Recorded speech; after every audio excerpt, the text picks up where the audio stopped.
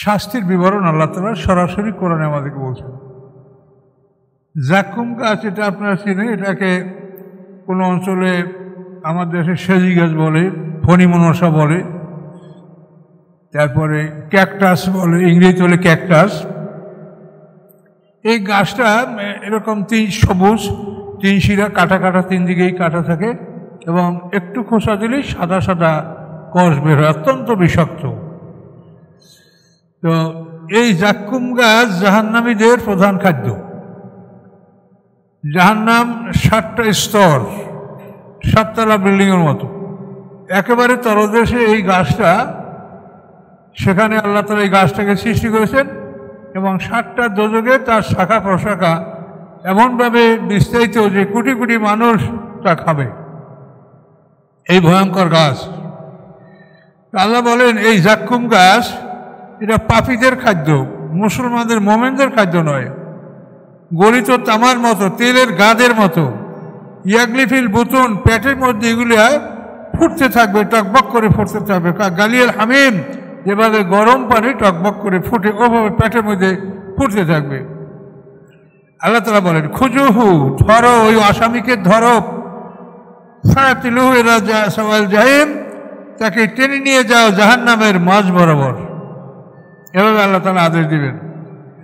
তারপরে সুম্মা সুব্বু ফাওকা রাসি মিনাল আযাবিল হামিম, তারপরে ঢালো তার মাথার উপরে গরম পানির শাস্তি। এগুলি সরাসরি কোরআন থেকে আপনারা শুনছেন।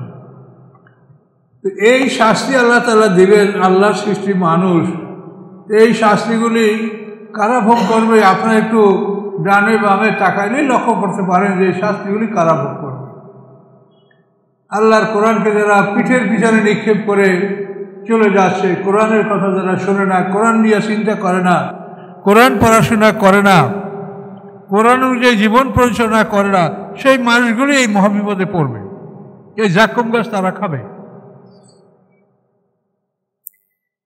তো এই জাক্কুম গাছ খাওয়ার পরে তারপর শাস্তি কি বললেন, ওকে জাহান্নামের মাঝখানে নিয়ে যাও, তারপরে ওর মাথার উপরে গরম পানির শাস্তি ঢেলে দাও।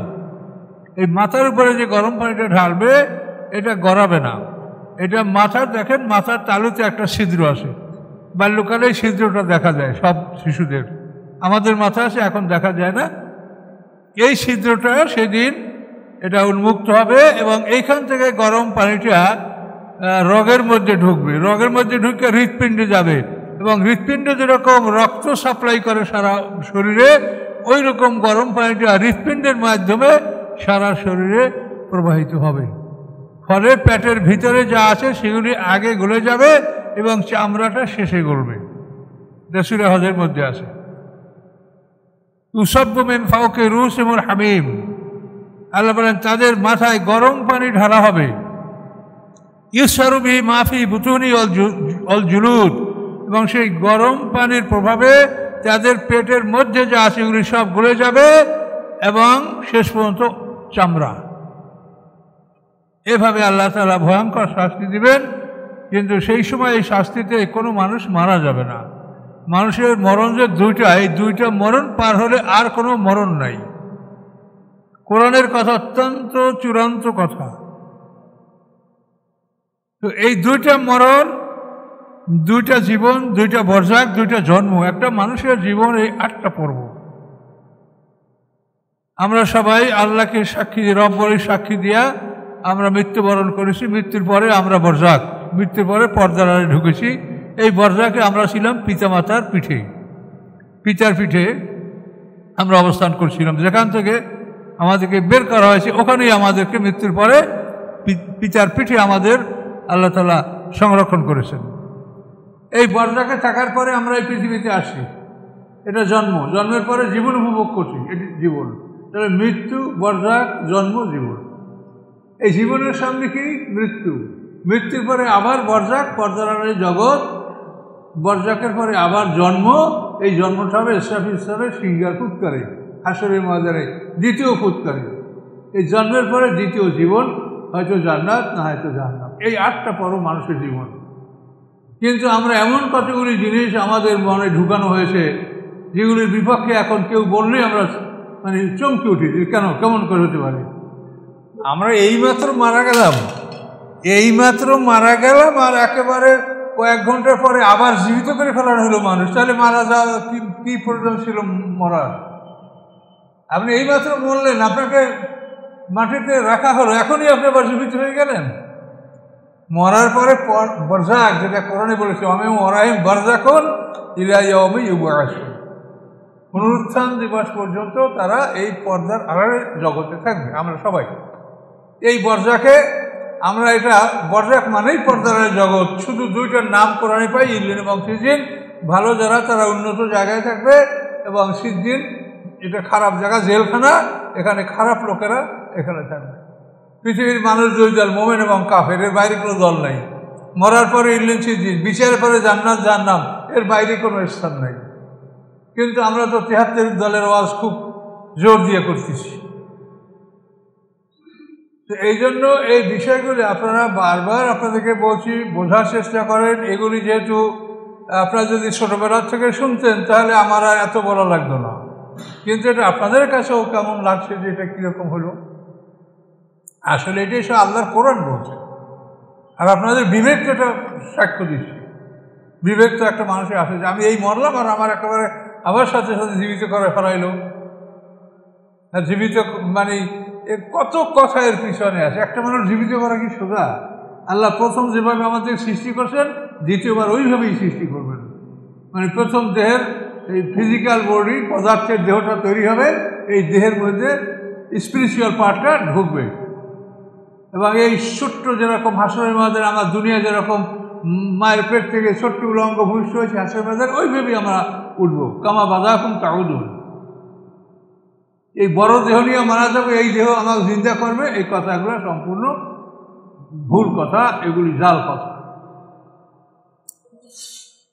তো এখানে দেখেন এই বিচারের পরে এই কঠিন শাস্তিগুলি হবে, এগুলি কঠিন শাস্তি, এগুলি বিচারের পরে হবে। বিচারের আগে হালকা শাস্তি হবে, যেটা কোরআন শরীফে আল্লাহ পরিষ্কার বলে, সানুয়াযিবু মাররাতাইন সুম্মা ইউরাদ্দুন ইলা আযাবিন আযীম, যে আমি দুবার তাকে হালকা শাস্তি দিব, মানে দুনিয়া এবং বরজাখে, জীবনে এবং বরজাখে হালকা শাস্তি, তারপরে তৃতীয়বারে বিচারের পরে তাদেরকে কঠিন শাস্তির দিকে নিয়ে যাওয়া হবে। কোরআনের দুইটা আয়াতে এই কথা বলে। ফিরআউন সম্প্রদায় সম্পর্কে বলা হয়েছে, সকাল সন্ধ্যা তাদেরকে তাদের ঠিকানাগুলি দেখানো হবে। ওয়াইয়াউমা তাকুমুস সাআতু, এবং যেদিন কিয়ামত অনুষ্ঠিত হবে সেদিন আল্লাহ বলবেন, আযকিরু আলা ফিরআউন আশাদ্দিল আযাব, ফিরআউন সম্প্রদায়কে কঠিন শাস্তির মধ্যে প্রবেশ করাবো। কঠিন শাস্তি আপনার বরজাখে না। তার কারণ কঠিন শাস্তি দিতে হলে এখন যেরকম দেহের দুইটা অংশ একসাথে আসে, এই যে একত্রে না থাকলে কঠিন শাস্তি দেওয়া সম্ভব না। আল্লাহ সব কিছু পারেন, কিন্তু তিনিও তার এক কতগুলি নিয়ম আছে, সেই নিয়মটা তিনিও সেই নিয়মই কাজ করেন।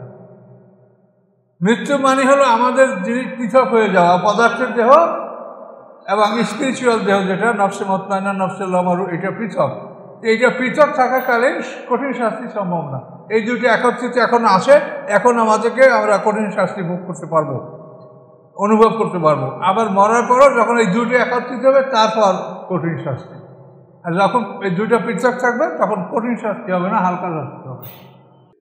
এ হলো পাপীদের কথা। এখন আসেন, ইন্নাল মুত্তাকিনা ফি মাকামিন আমিন। নিশ্চয়ই যারা মুত্তাকিন, যারা আল্লাহকে ভয় করেছে, যারা নিজেকে রক্ষা করেছে, নিজেকে যারা পাপ থেকে দূরেছে, ওয়ার্ড অফ ইভিল, মন্দ থেকে যে নিজেকে দূরে রেখেছে, সে হলো মুত্তাকিন। ফি মাকামিন আমিন, সে নিরাপদ স্থানে থাকবে, সে নিরাপদ স্থানে থাকবে। দেখেন, মুত্তাকিনের বৈশিষ্ট্য হলো যে সে মন্দ থেকে দূরে থাকে। মুত্তাকিন মানে এই না যে আমরা সুন্দর একটা পোশাকে সজ্জিত হলাম, কিন্তু বর্তমান সমাজে এটাই মনে করা হয়, ভালো লেবাস, পোশাক, জামা, পাগড়ি সুন্দর হলে মুত্তাকিন। কিন্তু মুত্তাকিন মানে মন্দ থেকে দূরে থাকা। মুত্তাকিন যে নিরাপদের স্থানে থাকবে, সেখানে কোনো বিপদ আপদ নাই। ফি জান্নাতে ওয়া উয়ুন, তারা বাগানের মধ্যে অবস্থান করবে এবং উয়ুন এবং ঝর্ণা, প্রবাহিত ঝর্ণার মধ্যে থাকবে, সেখানে পানির কোনো সমস্যা থাকবে না। আর ইয়ালবাসুনা মিন সুনদুসিন ওয়া ইসতাবরাকিন মুতাকাবিলিন, এবং তারা পরিধান করবে চিকন রেশম এবং মোটা রেশম। আমরা সাধারণত চিকন সুতার কাপড়টা উপরে পরি এবং মোটা সুতার কাপড়টা আমরা নিম্ন দেশে পরি, দেহে, তাই না? এটা আল্লাহ বলছে যে জান্নাতেও তারা সুন্দুস মানে চিকন রেশম, বারিক রেশম, আর ইসতাবরাক হলো মোটা রেশম, অর্থাৎ দেহের উপরিভাগে তারা চিকন রেশমের জামা পরবে এবং দেশের নিম্নাঙ্গে তারা মোটা রেশমের কাপড় পরবে। মুতাকাবিলিন, এবং এগুলি এই পোশাক পরে তারা সামনাসামনি বলবে, সামনাসামনি গদিতে বলবে, বন্ধু বান্ধব নিয়ে আপনি বলবেন, আপনার সহধর্মীয়দেরকে নিয়ে বলবেন, আনন্দে আপনি সেখানে বলবেন, এবং গেলমানরা আপনাদের জন্য সব কিছু ফল মূল, শরাব, দুধ, মানে মধু, যা কিছু আপনি মনে করেন আপনাকে সেখানে তারা এগুলি নিয়ে হাজির হবে। লা ইয়াযুকুনা ফিহাল মাউতা, সেখানে তারা কোনো মৃত্যুর স্বাদ গ্রহণ করবে না। জান্নাতে প্রবেশ করার পরে মৃত্যুর স্বাদ তারা গ্রহণ করবে না, ইল্লাল মাউতাতাল উলা, ওই যে পিছনের মৃত্যু, এটা ছাড়া। এই উলা মানে অনেকে করছেন প্রথম মৃত্যু, প্রথম মৃত্যু না, আমরা তো দ্বিতীয় মৃত্যুভাবে ভেসে যাব, এই জন্য এটা তর্জমা হবে পূর্ববর্তী মৃত্যু। কথা বলতে পারছেন? এগুলো আপনারা দেখবেন, এই যে তর্জমা, বিভিন্ন তর্জমাগুলি আপনাদের কাছে আছে, দেখেন অনেক বড় লোকে যে তর্জমা উলা মানে প্রথম মৃত্যু। প্রথম মৃত্যুর পরে তো আমরা বর্জাকে গেছি, তারপর জন্ম হয়েছি, তারপর জীবন, দ্বিতীয় মৃত্যুর পরে আমরা জান্নাত জাহান্নামে যার যা ঠিকানা সেখানে সে যাবে। তাহলে এখানে মাওতাতাল উলা মানে পূর্ববর্তী মৃত্যু, যে আমরা আর কোনো মৃত্যুর স্বাদ গ্রহণ করব না, ইল্লাল মাওতাতাল উলা, পূর্ববর্তী মৃত্যু ছাড়া। ওয়াকাহুম আযাবাল জাহিম, এবং রক্ষা করবেন তাদেরকে আল্লাহ তাআলা জাহিমের শাস্তি থেকে। এই যে ওয়াকাহুম আর এই যে মুত্তাকি একই মাদ্দা, মানে শব্দগুলো একই। জাহান থেকে তাকে আল্লাহ বাঁচাবেন, আর মুত্তাকিন মানে আপনি দুনিয়ায় অপরাধ থেকে নিজেকে বাঁচান, রক্ষা করে চলেন। এই ওয়াকা, এটার যে শব্দমূল আর মুত্তাকি একই শব্দমূল। ওয়াকাহুম আযাবাল জাহিম, আল্লাহ তাআলা তাকে, জাহিম একটা দুজকের নাম, এই জাহিমের শাস্তি হতে তাদেরকে আল্লাহ রক্ষা করবেন। সূরাটার নাম হলো পরে, এখন যেটা আসে, আমরা দুখান গেল, এখন জাসিয়া।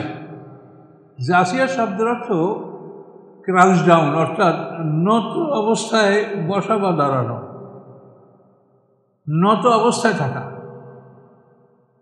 তো হাসরের ময়দানে যখন আমলনামাগুলি খুলে নেওয়া হবে প্রত্যেকটা মানুষ থেকে, এবং আমলনামার উপরে প্রশ্ন, জিজ্ঞাসাবাদ, তারপরে ওজন করা, এই করে আমলনামাগুলি সব আকাশে উড়িয়ে দেওয়া হবে। এই সময় সমস্ত মানুষগুলি নতজানু অবস্থায় বসে থাকবে, হাঁটু গেড়ে নতজানু অবস্থায় বসে থাকবে। এই জাসিয়া শব্দের অর্থ এটা। হামিম, আয়াতে মুতাশাবিহাত, তানজিলুল কিতাব মিনাল্লাহিল আজিজিল হাকিম, অবতীর্ণ কিতাব আল্লাহর পক্ষ থেকে, যিনি পরাক্রমশালী এবং কৌশলী, অসাধারণ ক্ষমতার মালিক, অপ্রতিরোধ্য শক্তির মালিক এবং কৌশলী। ইন্না ফিস সামাওয়াতি ওয়াল আরদি লায়াতিন লিল মুমিনিন, নিশ্চয়ই আকাশসমূহের মধ্যে এবং পৃথিবীর মধ্যে অবশ্যই নিদর্শন সমূহ রয়েছে লিল মুমিনিন, মুমিনদের জন্য। মুমিনরা এগুলি তাকালে নিদর্শনগুলি সে লক্ষ্য করতে পারে। চন্দ্র, সূর্য, গ্রহ, নক্ষত্র, এই আকাশ পৃথিবীর মধ্যে অনেক নিদর্শন আছে, যেগুলি আমরা দেখলে আমাদের ঈমান বাড়তে পারে। এই তারকাগুলি আমাদের কাছে কত ক্ষুদ্র মনে হয় এবং কত কাছাকাছি অবস্থান করছে বলে মনে হয়, অথচ বিজ্ঞানীরা এগুলির কাছাকাছি অবস্থান নিয়ে তারা জানতে পারছেন যে সবচাইতে কম দূরত্বে দুইটা গ্রহ বা নক্ষত্র, এটার দূরত্বটা মধ্যে যে ফাঁকাটা, এই ফাঁকা হলো 6-এর পিঠে 12 মাইল। এতখানি ফাঁকা। তাহলে এখন আমরা চোখে দেখতে পাচ্ছি যে একেবারে মাছের চোখের মতো, ওই যে উড়াল মাছ পানিতে ভেসে বেড়ায়, মাছ, ভাটা মাছ আমরা বলি, তো এই মাছের চোখের মতো মনে হচ্ছে যে এগুলি মিলিয়ে আছে তারকাগুলি। অথচ বিজ্ঞানীরা বলে দুটোর মাঝখানে যে মানে মানে একটা ভ্যাকুয়াম, একটা শূন্যতা, ফাঁকা জায়গা, সেটা 6-এর পিঠে 12 শূন্য মাইল। জেমস জিনের একটা এসে আছে, origin of life on the earth, উনি এই তথ্যটা দিয়েছেন, জেমস জিন। তো আল্লাহ বলেন এগুলির মধ্যে অনেক নিদর্শন রয়েছে মুত্তাকিনদের জন্য। এই তারকার সাথে ক্ষেপণাস্ত্র স্থাপন করা, যে শয়তানরা যখন আল্লাহ এবং ফেরেশতাদের কথোপকথন শুনতে অগ্রসর হয়, তখন তারকার থেকে ক্ষেপণাস্ত্র ছুটে শয়তানকে আক্রমণ করে। এটা সরাসরি কোরআনে বলা আছে। এটা মুমিনদের জন্য একটা নিদর্শন। মুমিনরা এগুলিকে বিশ্বাস করে, আর যারা বিশ্বাস করে না তারা হয়তো পারে উল্কাপাত অন্য কিছু একটা বলে তারা মোটামুটি দায় সারে। আর আল্লাহ বলছেন যে এটা শয়তানকে শাস্তি দেওয়া হয়। অফিখালকিকুম, আল্লাহ বলেন নিদর্শন তোমাদের সৃষ্টির মধ্যেও, তোমাদেরকে যে আল্লাহ সৃষ্টি করছেন এর মধ্যেও বহু নিদর্শন আছে। তুমি কি দিয়া সৃষ্টি হলে? এমন একটা শুক্রবিন্দু, এমন একটা স্পার্ম শুক্রকীট যেটা 1 মিলিমিটারের 10,000 ভাগের 1 ভাগ। মাইক্রোস্কোপ দিয়েও দেখা খুবই কষ্টকর। এত একটা সূক্ষ্ম জিনিস যারা তোমার মতো একটা মানুষ তুমি সৃষ্টি হলে, এখন সেই তোমার যে একটা বিরাট দেহ, এইটা অত সূক্ষ্ম জিনিস থেকে আল্লাহ তাআলা তোমাকে সৃষ্টি করেছেন। এই জন্য আল্লাহ বলেন তোমাদের সৃষ্টির মধ্যেও নিদর্শন রয়েছে। কীভাবে একটা মানুষ সৃষ্টি হয়? একটা মানুষ, মায়ের পেট থেকে আমরা শিশু বের হওয়ার সাথে সাথে শিশুর দেহটা দ্বিগুণ 3 গুণ বেড়ে যায়। মাতৃগর্ভ থেকে বের হওয়ার সাথে সাথে কয়েক ঘন্টার মধ্যে শিশুটা বেড়ে যায়। দেখেন কীভাবে আল্লাহর কুদরত। এবং এইভাবে কীভাবে আমাদের জীবনটা আস্তে আস্তে বড় হয়। এভাবে আমরা একটা কি অবস্থায় পৌঁছি, আমাদের একটা ক্লাইম্যাক্স, তারপর আসে অ্যান্টি ক্লাইম্যাক্স, মানে আমাদের একটা উৎকর্ষ যে কোন পর্যন্ত আমরা বাড়ব।